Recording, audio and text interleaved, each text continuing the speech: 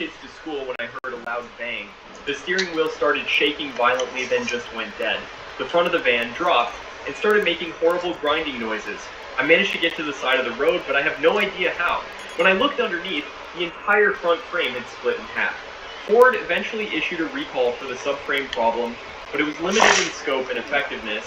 They would inspect the subframe, and if it showed signs of corrosion, they would spray it with a rust inhibitor. That's like putting a band-aid on a severed limb. For frames that were already cracked, Ford would replace them, but thousands of Windstars with corroding frames were sent back on the road with nothing more than a coat of spray. The human cost of Ford's negligence was staggering. Families reported close calls where only luck prevented tragedy. Parents described the terror of losing control with their children in the car. Some weren't so lucky. Accidents caused by sudden steering loss resulted in head-on collisions, rollovers, and multi-vehicle pileups. What made the Windstar particularly insidious was that it was marketed specifically to families.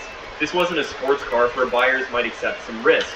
This was supposed to be the safe choice for soccer moms and dads' weekend Home Depot runs. Ford's advertising showed happy families, car seats, and safety features. They didn't show the corroding frames and snapping axles. The Windstar debacle revealed a pattern at Ford that went beyond individual defects. They would use inferior materials to save money, ignore problems when they arose, blame external factors like road salt when forced to act, and implement minimal fixes that didn't actually solve the problems. Whether it was axles, frames, or other components, the Windstar was a case study in how not to build a family vehicle.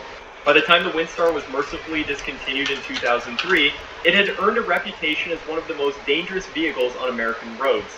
But thousands remained in service, many sold to unsuspecting used car buyers who had no idea they were driving a vehicle that could literally break apart at any moment.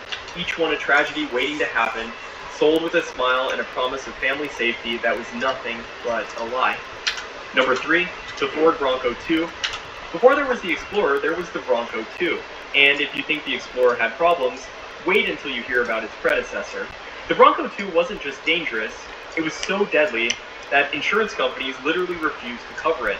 Introduced in 1984, the Bronco 2 was Ford's entry into the compact SUV market.